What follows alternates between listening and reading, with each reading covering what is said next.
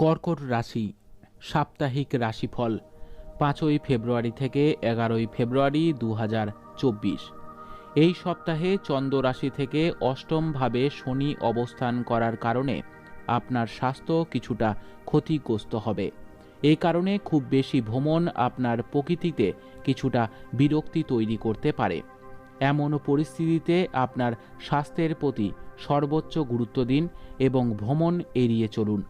এই সপ্তাহে চন্দ্র রাশির সাথে বৃহস্পতি অষ্টম ঘরে অবস্থান করার কারণে ব্যবসায়ীদের কাজের জন্য অন্য রাজ্যে যেতে হতে পারে, যেখানে তারা প্রত্যাশার চেয়ে বেশি অর্থ হারাবেন।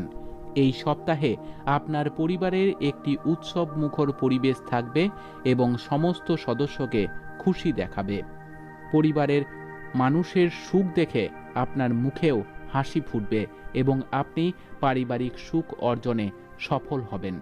এই সপ্তাহে আপনাকে বুঝতে হবে যে আপনি যদি আপনার পরিকল্পনা সবার কাছে উন্মুক্ত করতে দ্বিধা না করেন, তবে আপনি আপনার পরিকল্পনাটি নষ্ট করছেন।